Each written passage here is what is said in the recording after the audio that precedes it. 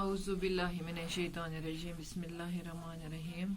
My dear students, hope you all are in a good mood. You all are fine. You all are in a good mood with enthusiasm, with vigor, with lots of happiness. Today, dear students, our topic of discussion is the many and the none, topic number 8 of our syllabus. The writers are Bansuri Taneja, written by Bansuri Taneja and Ashish Kothari.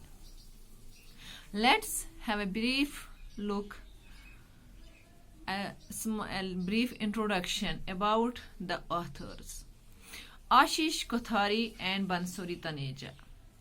Ashish Kothari is one of the founding members of Environmental Action Group Kal Pavriksh, started in 1979.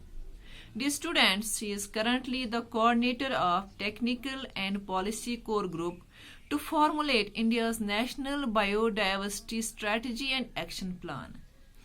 The writer Ashish Kothari is also the member of several government committees, including the Expert Group on the Biodiversity Act, the Committee to revise the National Wildlife Action Plan, and the Environmental Appraisal Committee for River Valley Projects.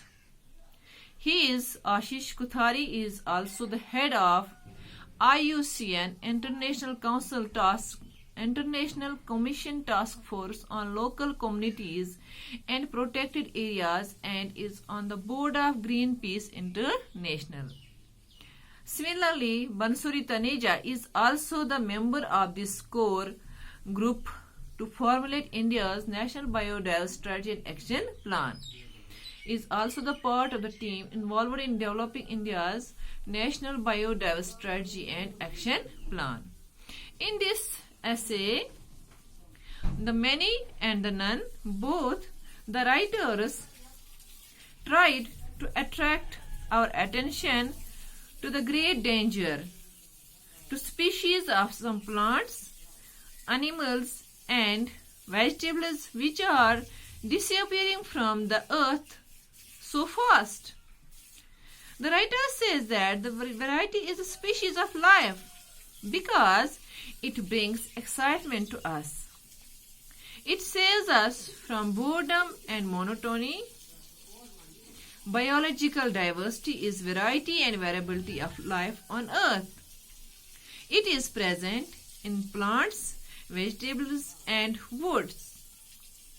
The writers, according to the authors, according to Bansuri Taneja and Ashish Kothari, biological diversity is found in animals. It is also found in the ecosystem. These ecosystems are forests, rivers, lakes, seashores, pastures, deserts, and snowbound peaks of mountains. We should try our best. It is our duty, it is our moral duty that we should try our best to preserve this biodiversity. The writer says that it is an alarming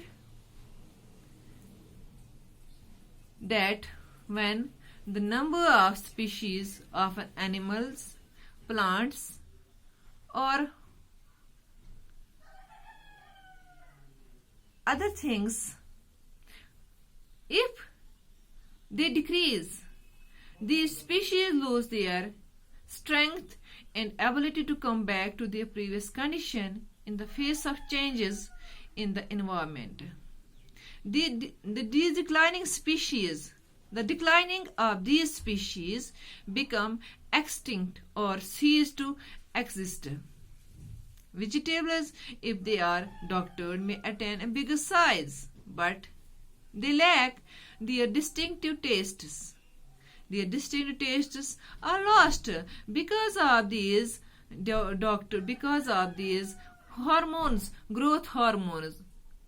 After injected those hormones, the vegetables can attain the bigger size, but they are becoming harmful for human lives. The authors point out that biodiversity is fast disappearing. We are slowly losing species and genes that sustains our life, particularly the life of human beings. Global change in climate, hydrological patterns, and other ecological functions are definite signs of worse things to come. Biological diversity concerns all of us. It is a matter of serious concern for all of us. Now, it's not the duty of only one person or one community, but it is a moral duty of every person who are created by the Almighty Allah. It is directly related to India's ecosystem people. The people in cities. The writer says that here he again attracts our attention that the people who are living in cities have benefited from commercialization and globalization, but those people who are living in countryside can survive only if biodiversity is preserved, because they are wholly and solely dependent upon the biodiversity. A balance, he stressed here that we should keep a proper balance. A balance must be struck between economic development and the conservation of biodiversity. This is the introduction of the topic. Tomorrow we will again explain this topic. Till then, have a nice day.